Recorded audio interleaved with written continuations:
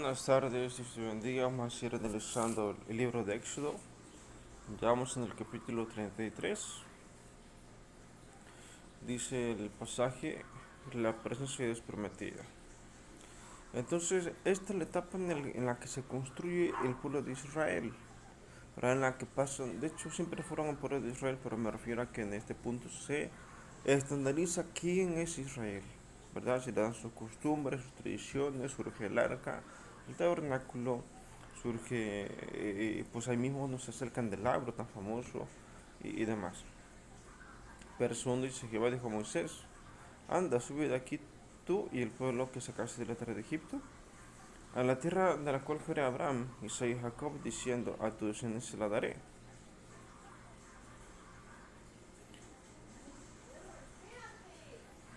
Entonces, pues empezaron su recorrido. Y bueno, Dios no quiso llevarlos directamente, sino que tuvo que darles un proceso en el desierto. Verso 12: y yo enviaré delante de ti el ángel y echaré fuera a Cananeo y el amorreo, al eteo, al fereceo, al ebeo y al jebuseo, a la tierra que fluye leche y miel, pero yo no subiré en medio de ti, porque eres pueblo de dura cerviz, no sea que te consuma en el camino. Entonces, ¿qué dijo aquí Dios? Que la tierra prometida, Canaán, ya estaba ocupada antes de que Israel llegara. De hecho, siempre ha estado ocupada la tierra de Canaán, ¿verdad? Porque es estratégicamente muy codiciado, está en medio de las rutas, está en medio de los tres continentes, por ejemplo.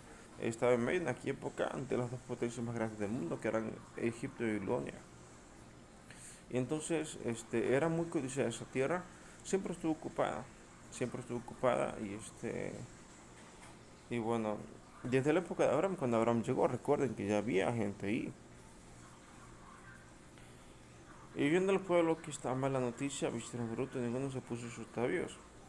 Porque Jehová había dicho a Moisés: di a los hijos de Israel: vosotros sois pueblo de dura cerviz, en un momento yo subiré medio de ti y te consumiré. Quítate pues ahora tus atavíos para que yo sepa lo que te de hacer.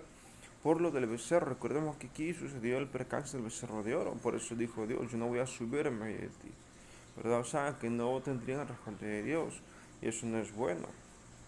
Entonces los hijos de Israel se despojaron de sus atavíos desde el monte Oreb. Entonces aquí, ¿qué es lo que sucede? Que van a ser castigados. Verso 7: y Moisés tomó el tabernáculo y lo levantó lejos, fuera del campamento, y lo llamó el tabernáculo de reunión. Entonces, el tabernáculo estaba en medio. Recordemos que el tabernáculo quedaba en medio de todas las tribus, ¿verdad? De hecho, todas las tribus rodeaban el campamento, el tabernáculo literalmente. Y sucedía que cuando salía Moisés al tabernáculo, todo el pueblo se levantaba, y cada cual estaba en pie a la puerta de su tienda y miraba en pos de Moisés hasta que él entraba en el tabernáculo. Cuando Moisés entraba en el tabernáculo, la columna de nubes descendía y se ponía a la puerta del tabernáculo, y Jehová hablaba con Moisés. Bueno, entonces aquí nos están dando especificaciones de detalles de lo que se hacía en aquella época. Dice que Moisés era uno de los pocos que podían entrar a hablar con Dios. Aarón era otro, ¿verdad? Y así los hijos de Leví, por ejemplo. Y viendo todo el pueblo la columna de nube que estaba en la puerta del tabernáculo, se levantaba cada uno de la puerta de su tienda y adoraba. Y habló a Jehová a Moisés cara a cara, como habla cualquiera a su compañero. Y él volvió al campamento, pero el joven Josué, hijo de Nun, su servidor, nunca se apartaba de medio del tabernáculo. Bueno, entonces aquí vemos cómo, eh, de hecho, creo que es una de las pocas personas que pudieron haber sido. Recordamos que ¿qué pasaba? Bajaba Dios en forma de fuego. O sea, se veía como fuego bajaba del cielo y entraba en el arca. Y luego Moisés se acercaba y hablaba con Dios, ¿verdad? Que Dios se metía en el arca en forma de fuego y hablaba. Y así era como se comunicaba. Yo no recuerdo que alguien más pudiera haber hecho otra cosa así. Habló con muchos profetas, pero creo que Moisés fue el único que lo pudo hacer. Habló con David y todo eso, pero era mediante la oración. Incluso el que ungió a David, que fue Samuel, también hablaba con Dios, pero era mediante oración. nunca lo vieron, nunca vieron nada, se lo escuchaban a Dios y ya. Daniel lo vio, pero fue en una visión, en una experiencia espiritual.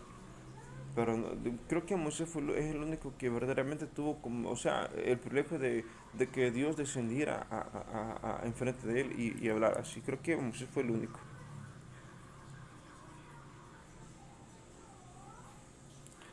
Y bueno, entonces aquí ya aparece José. Su nombre era otro, por cierto, en principio, y luego Dios se lo cambió. Y dijo Moisés a Jehová, mira, tú me dices a mí, saca este pueblo y no me has declarado a quién enviarás conmigo. Sin embargo, tú dices, yo te he conocido por tu nombre y has hallado también gracia en mis ojos. Ahora pues, si hallado gracia en tus ojos, te ruego que me muestres ahora tu camino para que te conozca y haya gracia en tus ojos y mira que esta gente es pueblo tuyo. Entonces recordemos que Moisés tenía mucha consideración del pueblo. ¿Qué fue lo que hizo Moisés? Moisés fue a buscar a ese pueblo de Israel, a Egipto, perdón, y los convenció de que se fueran. Entonces, bueno, o sea que fue Dios y todo, pero Moisés fue el que habló con ellos en Egipto y los convenció de salirse y que Dios los iba a guiar. Entonces, Moisés tenía pues un gran peso porque fue él quien los sacó. Y aquí intercede a Moisés por el pueblo que él convenció a vagar en el desierto. Él tampoco sabía que iba a vagar en el desierto, pero pues ahí estaba la cosa. Aquí vemos cómo es el trabajo de un pastor, porque Moisés finalmente su trabajo principal es ser pastor, porque él guiaba a Israel, ¿verdad? Él estaba ahí cuando tenían que caminar. Bueno, entonces, y aquí intercede claramente, incluso hasta el último momento que estuvo Moisés con el pueblo, intercedió por ellos. Él sabía que Canaán estaba llena de dioses ajenos. Y les dijo muchas veces, antes de que Israel entrara, les advirtió muchas veces, hay dioses ajenos ahí, hay dioses ajenos, y no vayan a caer en la idolatría. Verso 14. Y él dijo, mi presencia irá contigo y te daré descanso. Y Moisés respondió, si tu presencia no ha de ir conmigo, no nos saques de aquí. ¿En qué conoceré aquí que haya de gracia en tus ojos yo y tu pueblo, sino que tú andes con nosotros y que yo y tu pueblo somos apartados de todos los pueblos que están sobre la faz de la tierra? Bueno, entonces, aquí lo que está diciendo Dios es que el único que merece seguir viviendo, es Moisés. Dios había decidido traer a todo Israel, ¿verdad? Eh, Versos 17. Y Jehová dijo a Moisés, también haré esto que has dicho, por cuanto has hallado gracia en mis ojos y te he conocido por tu nombre. O sea que tenía mucha comunión Moisés con Dios. Él entonces dijo, te ruego que me muestres tu gloria. Y le respondió, yo haré pasar todo mi bien delante de tu rostro y proclamaré el nombre de Jehová delante de ti y tendré misericordia el que tendré misericordia y seré clemente para con el que seré clemente. Entonces, pues ya Moisés estaba grande y él tenía esa curiosidad de ver a Dios. No vio a Dios, sino que vio la espalda de Dios, ¿verdad? Y de hecho Moisés no relata cómo era, eh, si tenía, o sea, Dios siempre se le mostró como fuego, ¿verdad? Incluso a Elías se le mostraba como fuego. A Samuel, a Moisés en un principio se le mostró como fuego en una zarza, ¿verdad? Pero aquí Moisés no da detalles de cómo era Dios, la espalda de Dios, no Dios, nomás dijo que lo vio ya. Dijo más, no podrás ver mi rostro porque no me verá hombre y vivirá. Y dijo un Jehová, he aquí un lugar junto a mí y tú estarás sobre la peña. Y cuando pase mi gloria yo te pondré en medio de la peña y te cubriré con mi mano hasta que haya pasado. Y después apartaré mi mano y verás mis espaldas, mas no se verá mi rostro. Entonces aquí Dios dice que tiene una mano, que tiene un rostro, que tiene una espalda, lo cual nos da a entender que es como forma humana. Bueno, más bien nosotros somos como forma de Él. Y así, y ahí acaba prácticamente el capítulo 33. Yo creo que lo más importante de este capítulo es lo que hace Moisés como líder y pastor de Israel, que es defender a Israel ante Dios. Porque varias veces Dios quiso destruir Israel y sacar a otro pueblo nada más de Moisés. Y Moisés no quiso, ¿verdad? Porque él había convencido a ese pueblo de salir de Egipto. Él fue el que fue a Egipto a buscarlo y sacarlo de ahí. Bueno, entonces, y acá prácticamente el capítulo 13. Vamos a seguir con el vídeo, va a ser bastante largo. El pacto renovado, capítulo 34. Y Jehová dijo a Moisés: alízate 2 tablas de piedra como las primeras, y escribiré sobre esas tablas las palabras que van en las tablas primeras que quebraste. Entonces, creo que finalmente es Moisés el que termina escribiendo esas tablas y no Dios.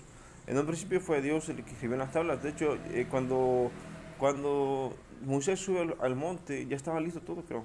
O sea, ya estaban las tablas ya escritas. Verso 2: prepárate pues para mañana y sube de mañana al monte de Sinaí y preséntate ante mí sobre la cumbre del monte. Y no suba hombre contigo ni parezca alguno en todo el monte, ni becas ni bueyes pascan delante del monte. Entonces recordamos que todo lugar donde Dios habita es santo.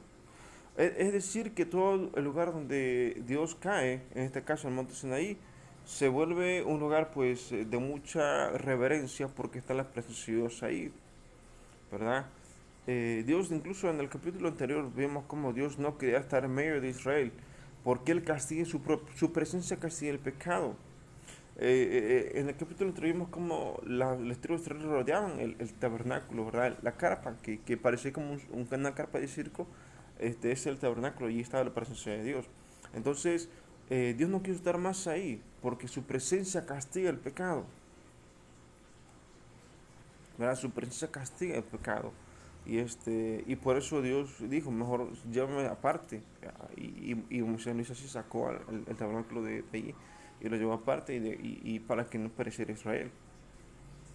Verso 5: tomad entre vosotros ofrendas para Jehová, todo generoso de corazón atraerá a Jehová: oro, plata, bronce, azul, púrpura, carmesí, lino fino, pelos de cabra, pieles de carneros teñidos de rojo, pieles de jueces, madera de acacia, aceite para alumbrar, especias para el aceite de la unción y para el incienso aromático, y piedras de ónice y piedras de engaste para el efod y para el pectoral.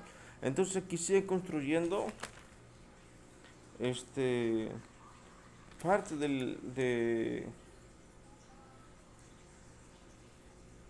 parte del tabernáculo, sigue construyendo. La obra del tabernáculo: todo suyo corazón de entre vosotros vendrá y hará todas las cosas que Jehová ha mandado. El tabernáculo, su tienda, su cubierta, sus corchetes, sus tablas, sus barras, sus columnas, sus basas, el arca, sus varas, el propiciatorio, el velo de la tienda.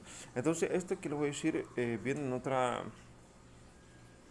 Y yo lo vi en otro pastor lo dijo: que la madera de acacia no se puede trabajar. Un carpintero nunca va a trabajar la madera de acacia porque simplemente no sirve, pues. Esa madera es muy delgada, este, tiene muchos como ojos, no sé cómo se le llama, o sea, tiene demasiadas imperfecciones la madera de acacia. Aquí Dios nos trata, de hecho, la madera de acacia es lo que se utiliza para el tabernáculo.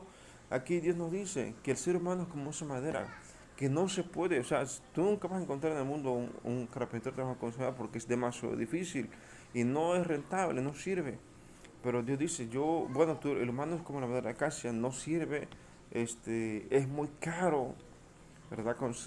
Trabajar esa madera porque es muy delgada y sacar tablas de eso no tiene sentido porque es mucho trabajo.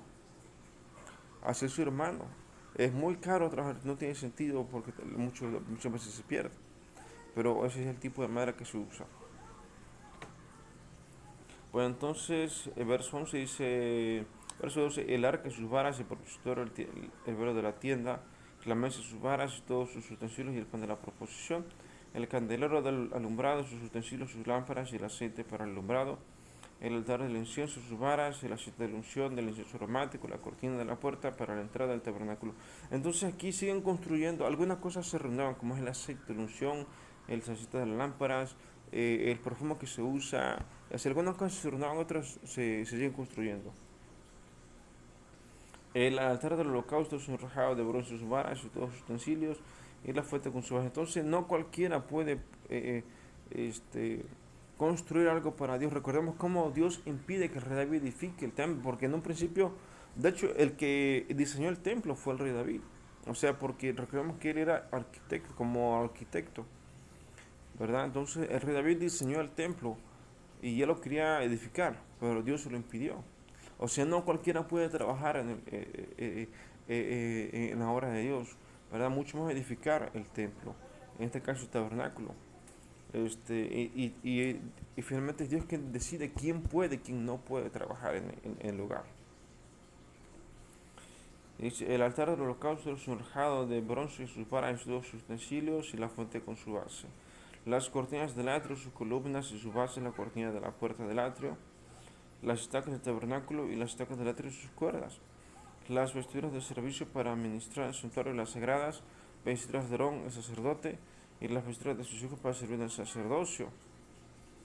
Bueno, entonces aquí, este, bueno, el pasaje se llama la obra del tabernáculo y da detalles de que se sigue construyendo el tabernáculo, este, y que se utiliza. De hecho, gracias a estos registros, los judíos actuales están tratando de reconstruir el templo. Lo van a hacer porque está profetizado, pero Dios no les dijo que lo hicieran.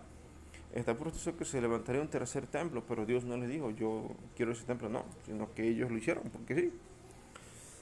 Bueno, entonces, y así, y ahí termina prácticamente el pasaje, empieza otro, el pueblo trae la ofrenda. En este caso es Dios el que les está diciendo, traigan, lleven, porque se va a construir el tabernáculo. Y salió toda la congregación de los hijos de Israel de delante de Moisés y vio todo varón a quien su corazón estimuló. Y todo aquel a quien su espíritu y la voluntad con ofrenda a Jehová para el tabernáculo de reunión y para toda su obra y para la sagrada vestidura.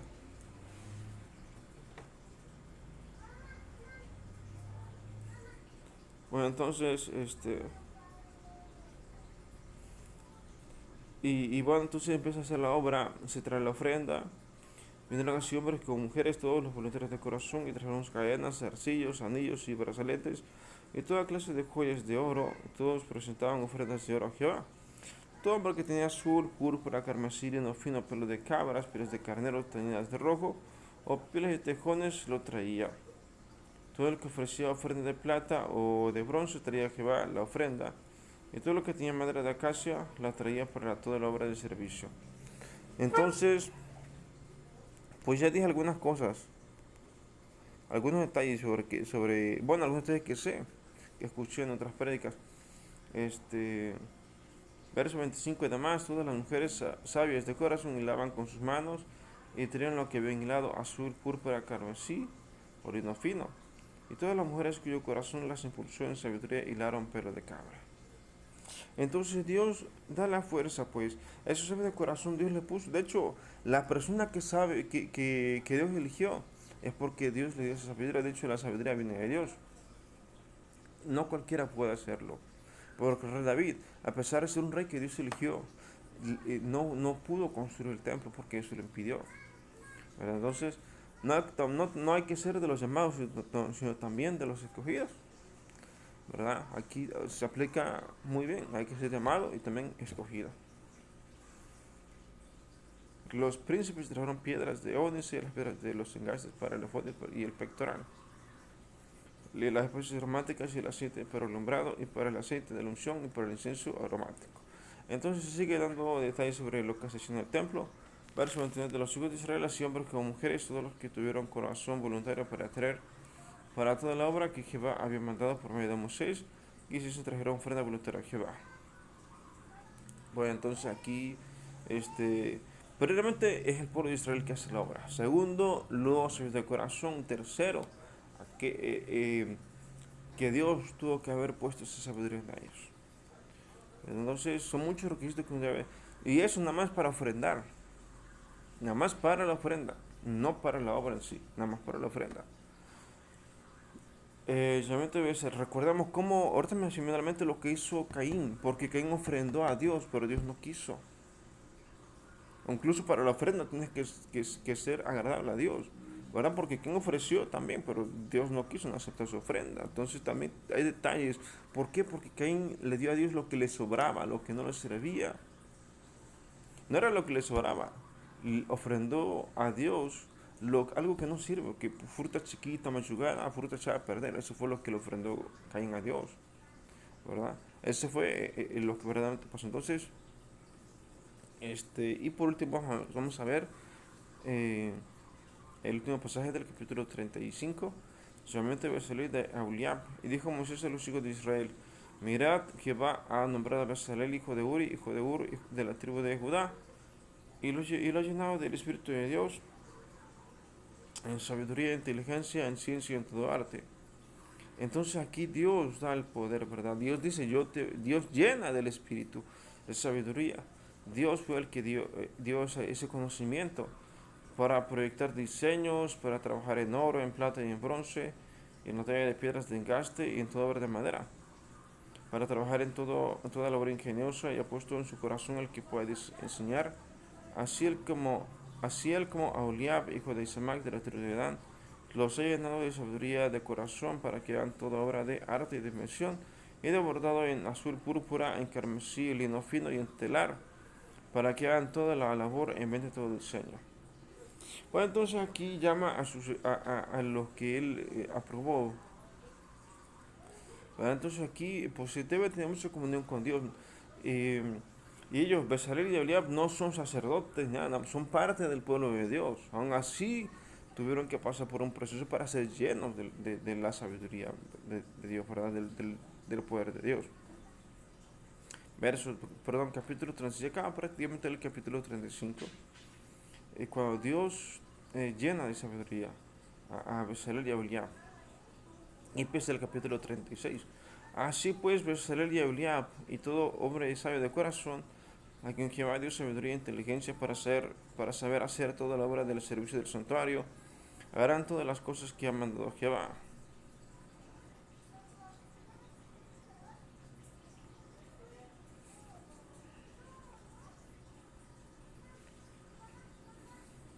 Eh, bueno, pues aquí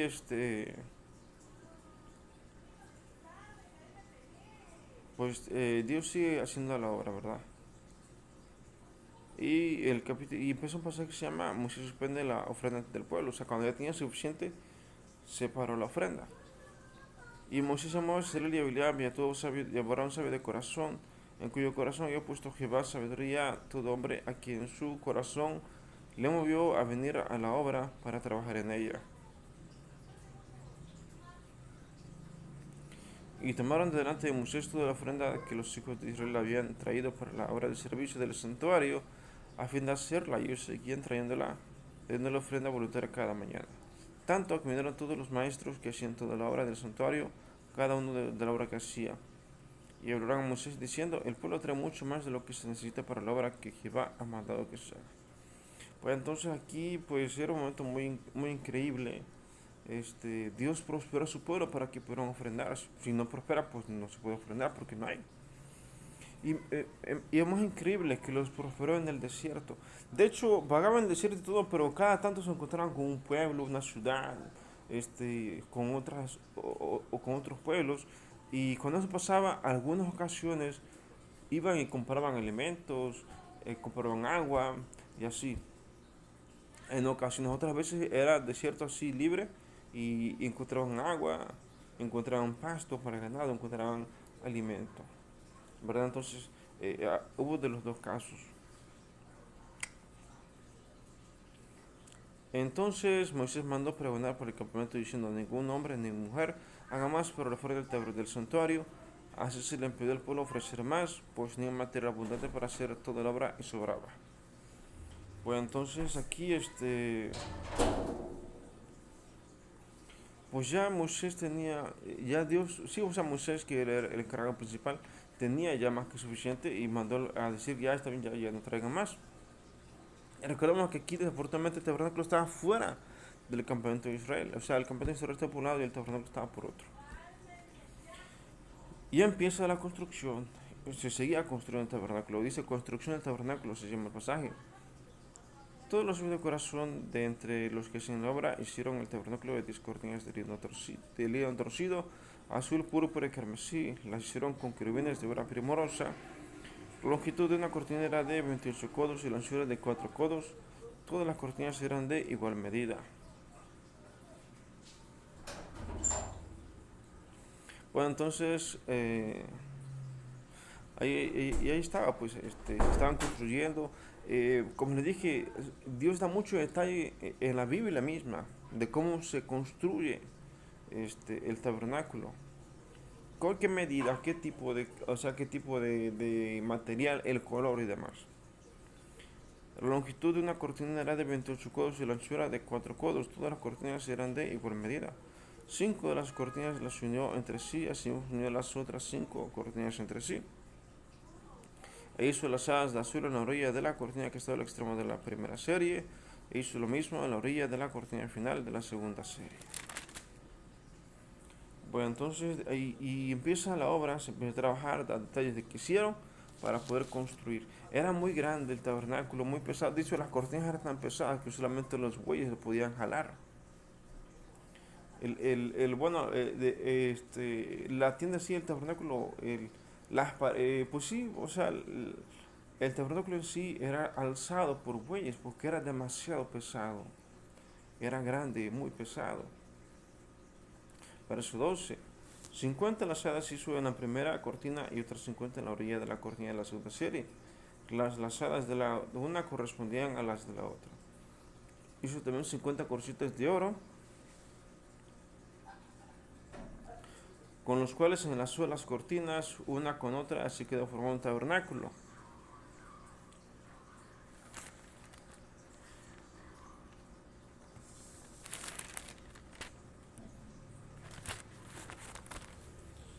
Bueno, entonces,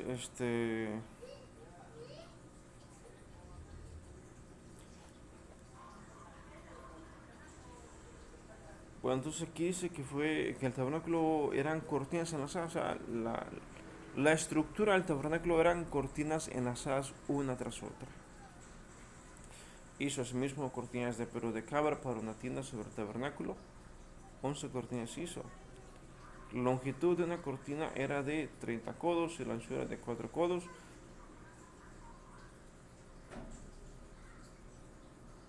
Entonces aquí, pues lo que me entender porque hice asimismo cortinas de pelo de cabra para una tienda sobre el tabernáculo. O sea, el tabernáculo era una cosa y encima de eso estaba una tienda para protegerlo. La longitud de una cortina era de 30 codos y la anchura de 4 codos. Las 11 cortinas tenían una misma medida. Y unos 5 de las cortinas aparte y las otras 6 cortinas aparte.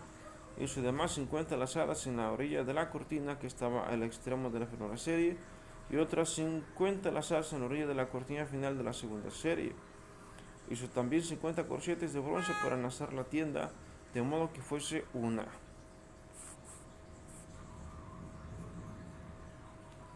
Bueno, entonces, pues aquí da detalles de lo que sucedía. De hecho, da detalles de cómo se armaba el tabernáculo, porque tenían que armarlo y desarmarlo. O sea, si caminaban, el tabernáculo iba desarmado. Y si paraban, tenían que levantar el tabernáculo. Hizo también 50 corchetes de bronce para enlazar la tienda de modo que fuese una. Hizo para la tienda una cubierta de pieles de carneros teñidas de rojo y otra cubierta de pieles de tejones encima. Además hizo para el tabernáculo las tablas de madera de acacia derechas. La longitud de cada tabla era de 10 codos y de codo y medio la anchura. Cada tabla tenía 2 espigas para unirlas una con otra. Hizo así todas las tablas del tabernáculo. Entonces, pues hay detalles de cómo se armaba el tabernáculo. Hizo pues las tablas para el tabernáculo, 20 tablas del lado del sur al mediodía. Hizo también 40 bases de plata debajo de las 20 tablas, 2 bases debajo de una tabla para sus 2 espigas y 2 bases debajo de otra tabla para sus 2 espigas. Entonces el tabernáculo quedaba orientado de acuerdo a los puntos cardinales, el norte, el sur, el este, el oeste. O sea que el norte miraba, o sea que una parte de la tienda quedaba mirando hacia el norte, otra al sur, al este, al oeste y así. Y para el otro lado del tabernáculo, al lado norte, hizo otras 20 tablas con sus 40 bases de plata, 2 bases debajo de una tabla y 2 bases debajo de otra tabla. Y para el lado occidental del tabernáculo hizo 6 tablas. Para las esquinas del tabernáculo, en los dos lados hizo 2 tablas.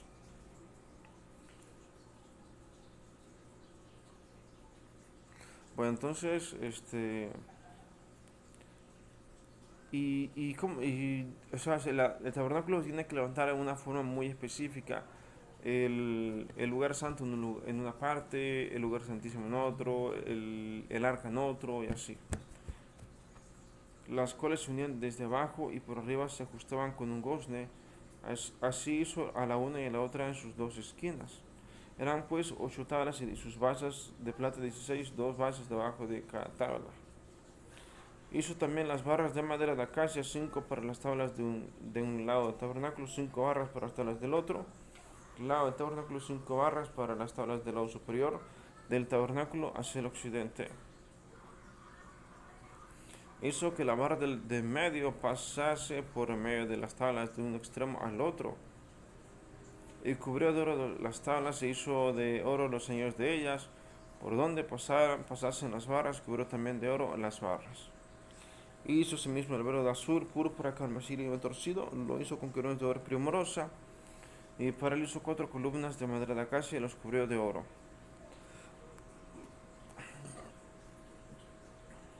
Entonces, pues se sabe de todo: oro, piedras preciosas, pero de cabra y demás. Y sus capiteles eran de oro y fundió para ellas 4 bases de plata. Hizo también el velo para la puerta del tabernáculo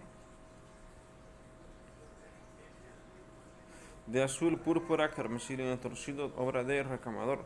Y 5 columnas con sus capiteles y cubrió de oro los capiteles y las molduras. Y hizo de bronce sus 5 basas.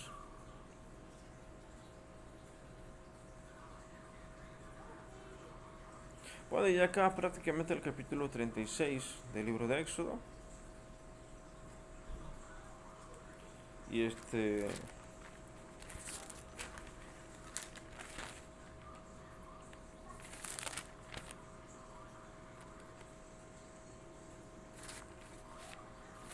y continúa, ¿verdad? Entonces,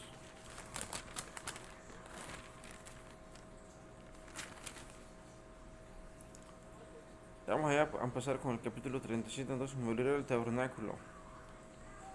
Hizo también Bezalel el arca de madera de acacia. Su longitud era de 2 codos y medio, su anchura de codo y medio, su altura de codo y medio. Y lo cubrió de oro puro por dentro y por fuera, y le hizo una cornisa de oro alrededor. Además unió para ella 4 anillos de oro a sus 4 esquinas, en un lado 2 anillos y en el otro lado 2 anillos. Hizo también varas de madera de acacia y los cubrió de oro. Entonces aquí habla de los muebles que estaban en el tabernáculo. Y metió las varas por los anillos de los lados del arca para llevar el arca. Y hizo asimismo el propiciatorio de oro puro, su longitud de 2 codos y medio y su anchura de codo y medio. Hizo también los 2 querubines de oro labrados a martillo en los 2 extremos del propiciatorio, un querubín a un extremo y otro querubín al otro extremo. De una pieza con el propiciatorio hizo los querubines a sus 2 extremos. Y los querubines extendían las alas por encima, cubriendo con sus alas el propiciatorio, y sus rostros, el uno enfrente del otro, miraban hacia el propiciatorio. Bueno, entonces aquí da detalles sobre cómo estaba conformada el arca y el mobiliario que había dentro. Verso 10: hizo también la mesa de madera de acacia, su longitud de 2 codos, su anchura de 1 codo y de codo y medio su altura. Y la cubrió de oro puro y le hizo una cornisa de oro alrededor. Le hizo también una moldura de un palo menor de anchura alrededor, e hizo alrededor de la moldura una cornisa de oro. Verso 13: le hizo asimismo de fundición 4 anillos de oro y los puso a las 4 esquinas que correspondían a las 4 patas en ella. Bueno, entonces,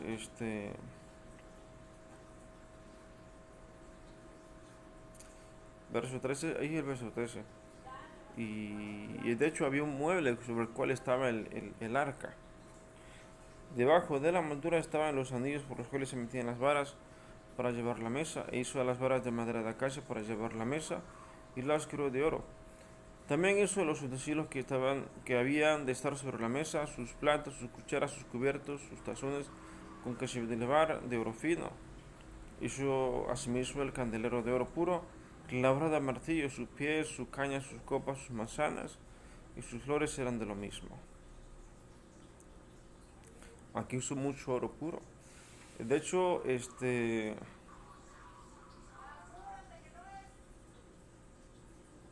Bueno, es que lo que pasa es que el oro puro es muy blando, se dobla fácil, ¿verdad? Por eso, de hecho, aquí mismo en el tabernáculo se cubría de oro, por ejemplo, la arca era de madera y esa madera se cubría de oro, ¿verdad? Para que aguantara, porque si hubiera sido de puro oro se desbarata fácil. Bueno, verso 17, hizo asimismo el candelero de oro puro, elaborado de martillo, sus pies, sus cañas, sus copas, sus manzanas y sus flores de lo mismo. De su lado salían 6 brazos, 3 brazos de un lado del candelero y otros 3 brazos del otro lado del candelero. En un brazo 3 copas en forma de flor de almendro, una manzana y una flor, y en otro brazo 3 copas en figura de flor de almendro, una manzana y una flor, así en los 6 brazos que salían del candelero.